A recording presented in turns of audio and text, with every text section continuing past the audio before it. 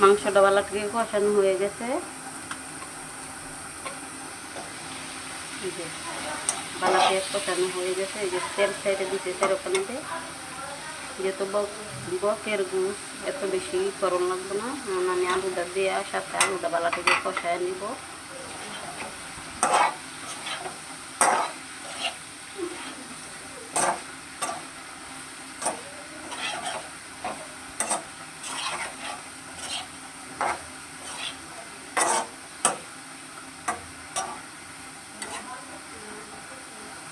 আলুটা একটু কষুক।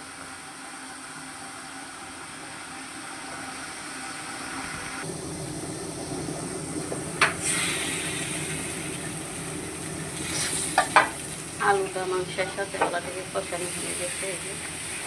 এখন আমি এর মধ্যে গরম পানি দিয়ে দিব।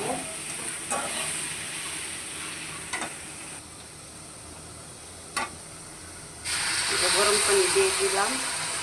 গরম পানি দিয়ে যে কোনো তরকারি জল দিলে তরকারির স্বাদটা ঠিকঠাক মতো থাকে।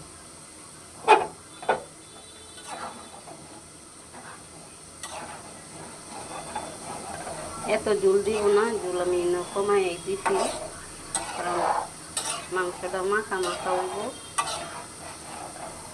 তাই একটা বলক উঠলে কাঁচামরিচ আর জিরার গুঁড়া দিয়ে নামিয়ে নিব।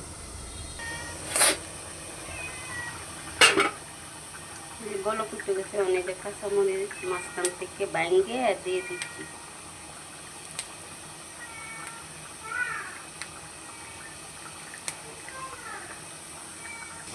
এখন দিয়ে দিচ্ছি জিরার গুঁড়া। জিরার গুঁড়াটা শেষে দিলে ফ্লেভারটা সুন্দর থাকে।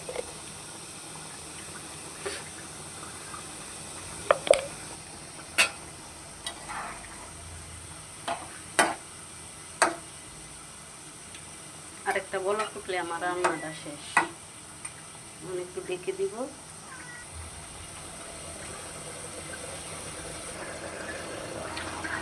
দেওয়ালাটিকে এখন আরেকটা বলক উঠে গেছে। এই পর্যন্ত আমার রান্নাটা আজকের মতো শেষ। তো ভিডিওটা কেমন হলো কমেন্ট করে সবাই জানাবেন। ভালো থাকবেন সবাই, সুস্থ থাকবেন। আল্লাহ হাফেজ। এই চুলাটা অফ করে দিলাম, আমার রান্না শেষ। Tata, bye bye.